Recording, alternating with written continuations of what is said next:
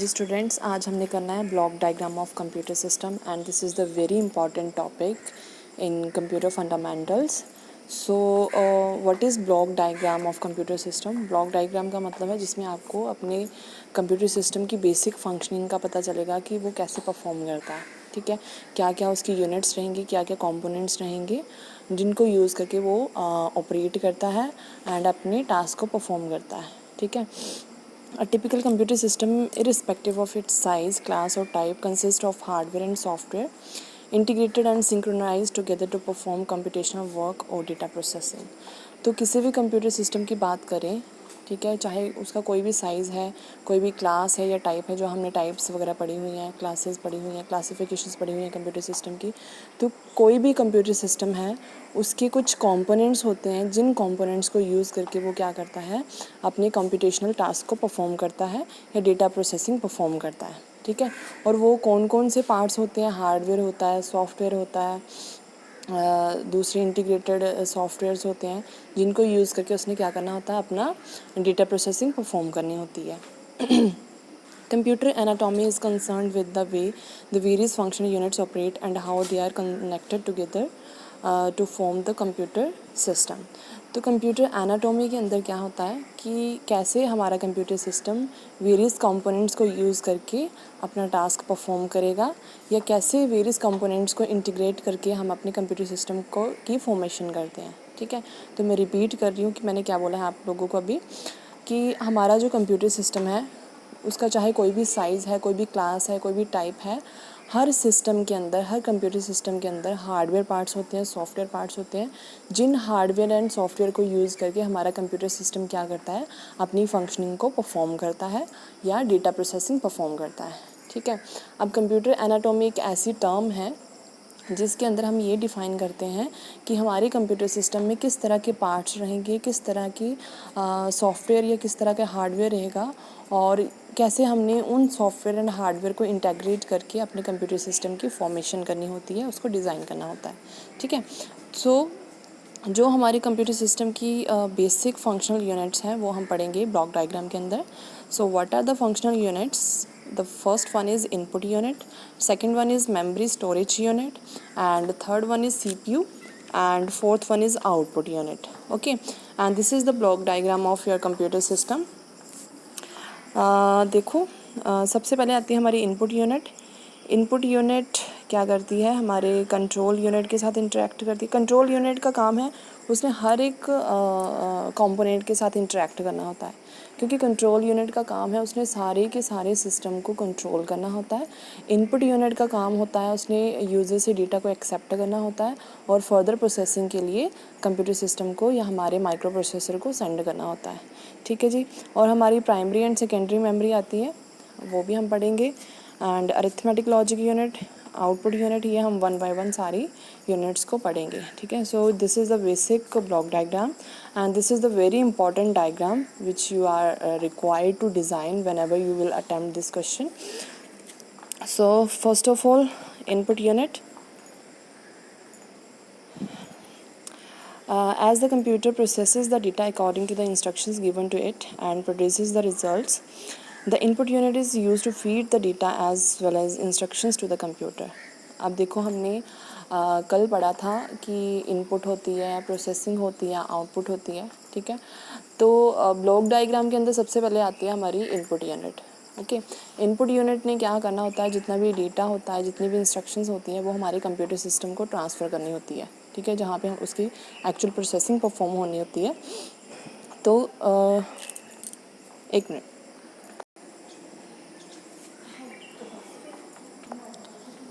Sorry, थोड़ी सी disturbance आ गई थी.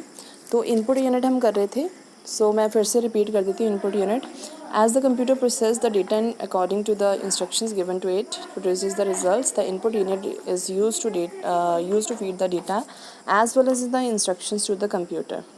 अब देखो, हमारा जो कंप्यूटर सिस्टम है वो यूज़र के इंस्ट्रक्शंस के ऊपर ही काम करता है.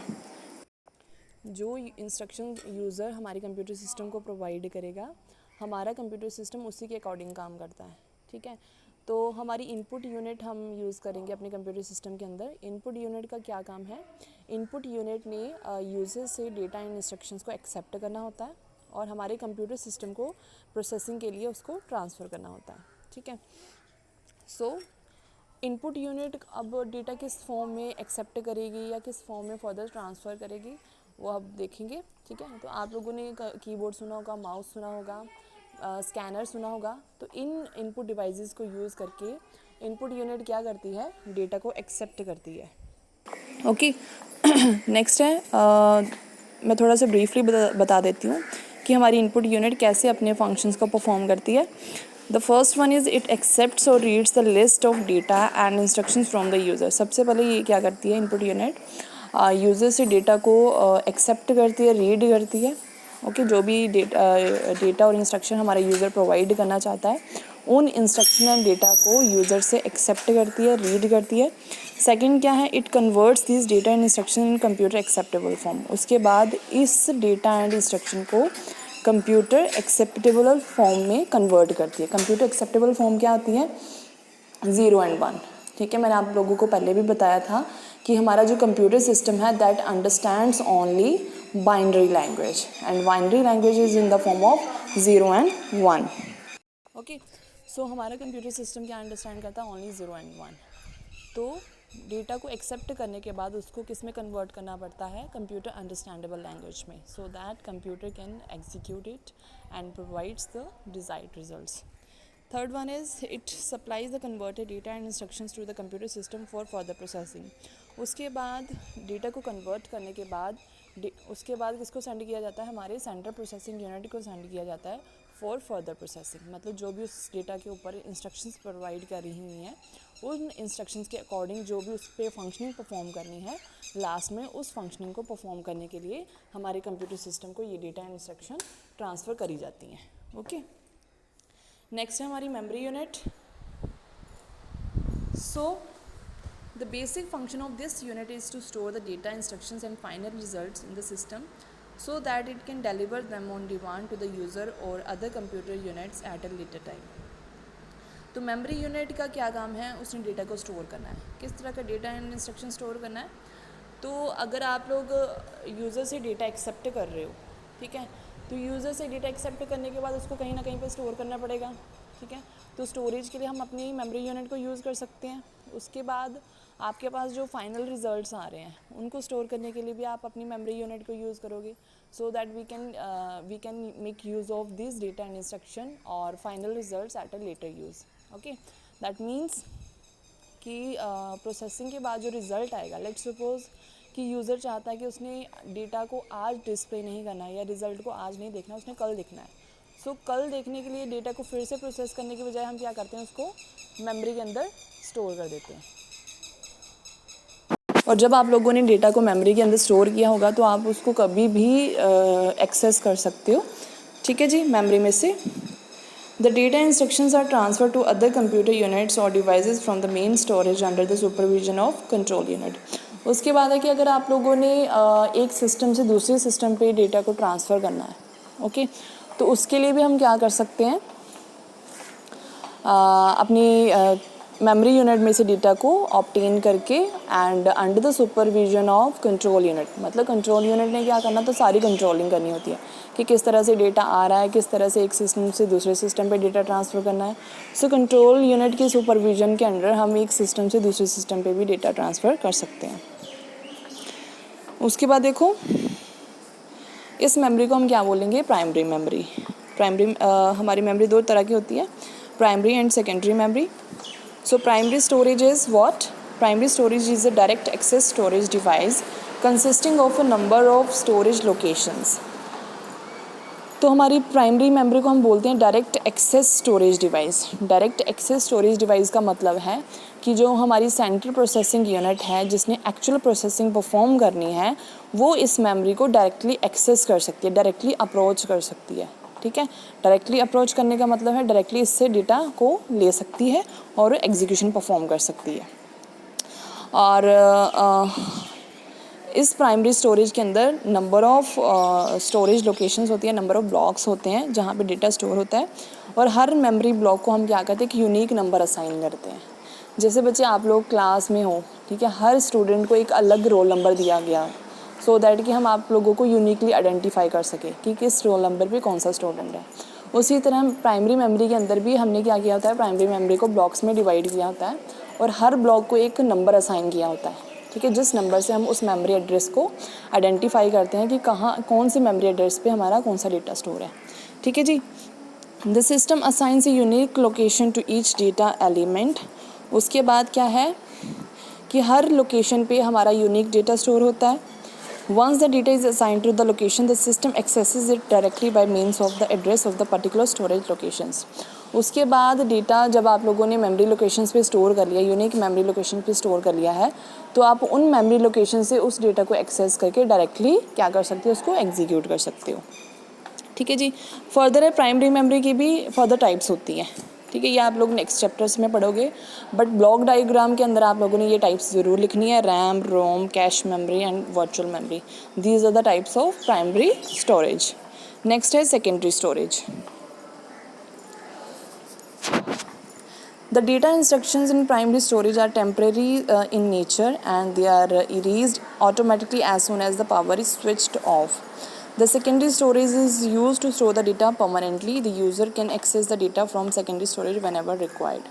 अब देखो प्राइमरी मेमोरी की एक डिसएडवांटेज क्या है, डिसएडवांटेज नहीं बोल सकते हम उसको, बट उसमें क्या होता है कि जितनी देर तक आप काम कर रहे हो उतनी देर तक मेमोरी के अंदर डेटा रहेगा, ठीक है, बट जैसे आपने कंप्यूटर सिस्टम को स्विच ऑफ कर दिया उसके बाद हमारा जो जितना भी डेटा होता है प्राइमरी मेमोरी के अंदर वो सारा इरेज हो जाता है।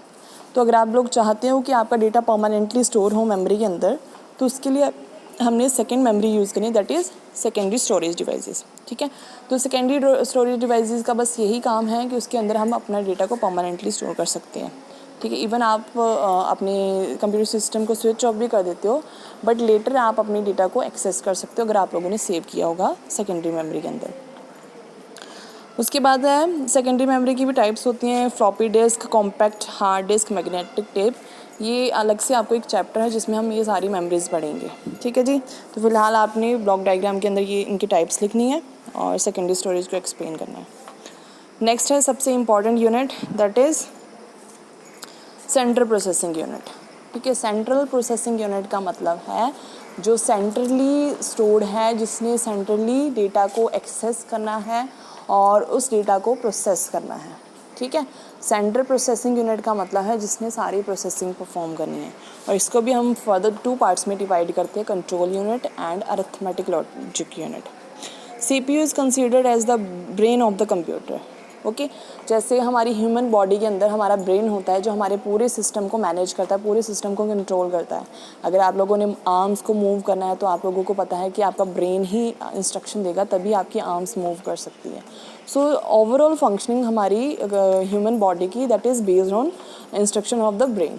उसी तरह हमारा जो कंप्यूटर सिस्टम है उसका भी एक ब्रेन है जिसको हम बोलते हैं central processing unit. It is also called an micro processor. It is the fastest and costly unit of the computer system. All major calculations and comparisons are made inside the CPU. तो जितनी भी आपने calculations करनी है, comparisons करने हैं, executions करनी है, that all are performed inside this unit, central processing unit. Okay. CPU converts all the supplied input into required output as per the instructions supplied by the user. तो CPU ने क्या करना होता है, इनपुट यूनिट से data को receive करना होता है, डेटा को रिसीव करने के बाद उसकी प्रोसेसिंग करनी होती है, प्रोसेसिंग करने के बाद उसको आउटपुट यूनिट को ट्रांसफ़र करना होता है, मतलब फाइनल रिजल्ट्स को आउटपुट यूनिट को ट्रांसफ़र करना होता है। So this is the functioning of central processing unit. The performance and the speed of the computer mainly depend upon the type of the microprocessor installed in it. तो micro processor के भी versions आते हैं और depend करता है कि हम कौन सा लेटेस्ट वर्जन यूज़ करें। जितना लेटेस्ट वर्जन होगा उतने ही आपको एनहांस्ड फीचर्स मिलेंगे अपने माइक्रो प्रोसेसर के अंदर। Within CPU there exists a temporary storage location known as registers. These are used for storage of smaller data up to 64 bits. अब देखो हमारे पास हमने मेमोरीज पढ़ी है, primary memory and secondary memory. उसके अलावा हमारे पास होती हैं बहुत ही smallest memory that are registers and these memory locations are very fast. Okay, you may say these are the fastest memory locations that are used by our central processing unit. Okay, तो जो data उसने at a time पे process करना है that is stored in the registers. Okay, register से data को लिया जाता है, देन उसको एग्जीक्यूट किया जाता है। Registers are being used for faster data supply to processor for processing. अब देखो प्राइमरी मेमोरी से डेटा कहाँ पे जाता है, रजिस्टर्स के अंदर, ठीक है। और रजिस्टर के अंदर कौन सा डेटा होता है, जिस डेटा को आपने करंटली एग्जीक्यूट करवाना है, ठीक है, करंटली जिसकी प्रोसेसिंग होनी है, that data is stored in the registers, okay, and these are very close to the central processing units. The number, size and capacity of register in a CPU can affect the processing power.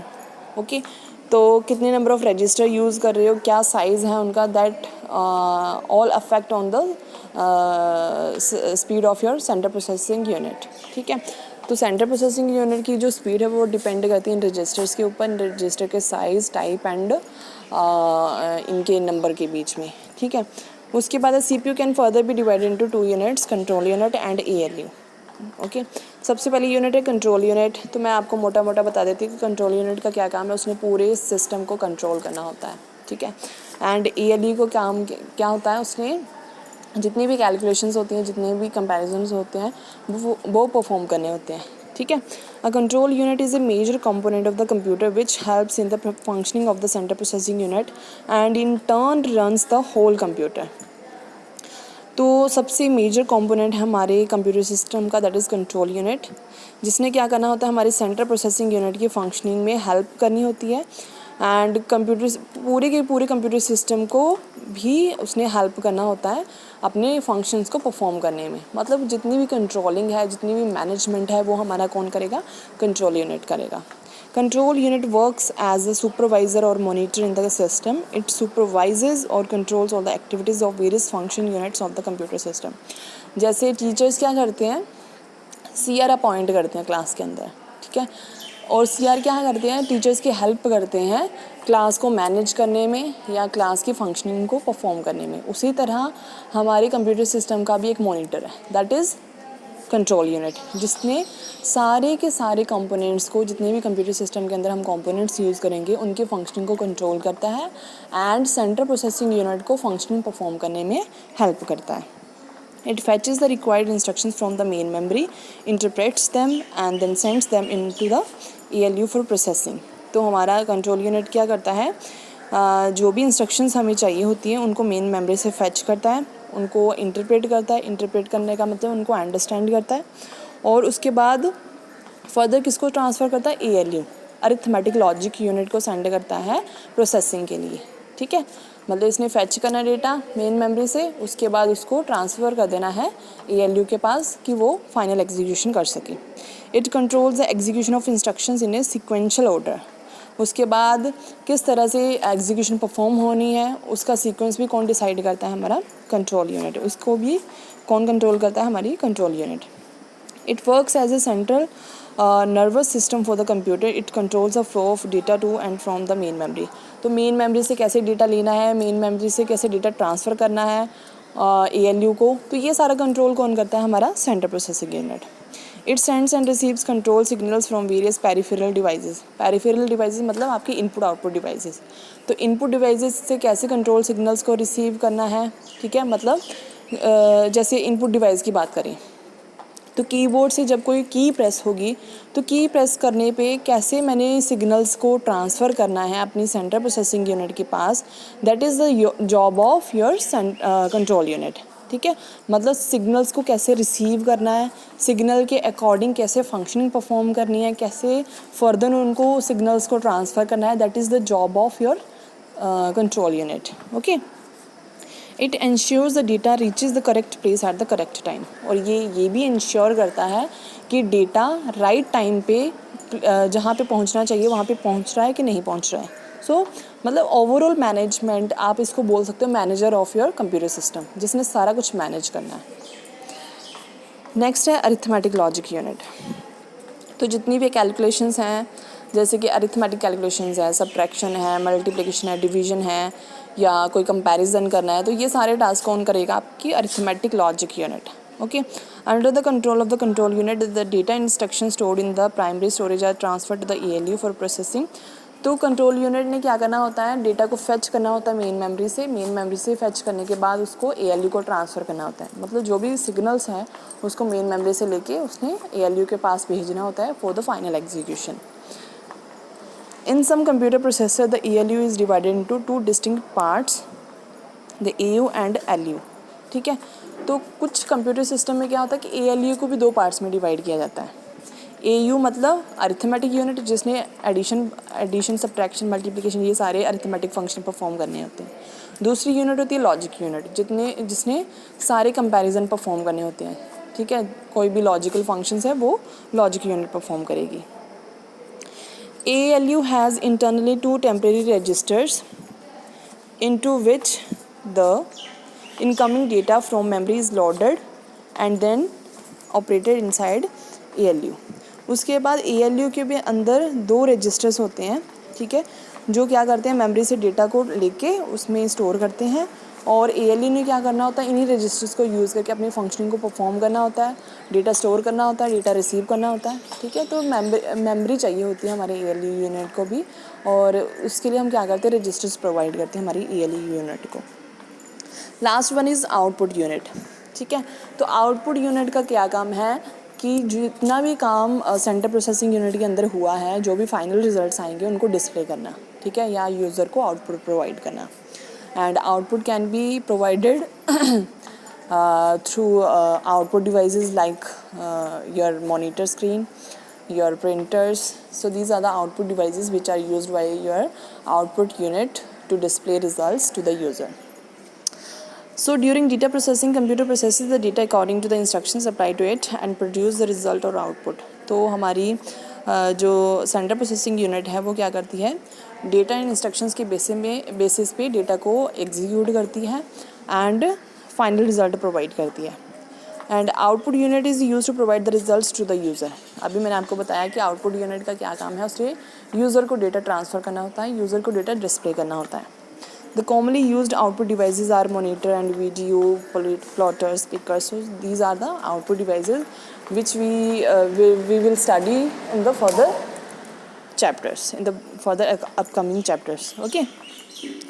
So what are the functions of output unit? It accepts the result produced by the computer that are in binary format. So इसने क्या करना होता है, जो computer system ने results produce करे हैं वो किस फॉर्म में होंगे, बाइनरी फॉर्मेट में।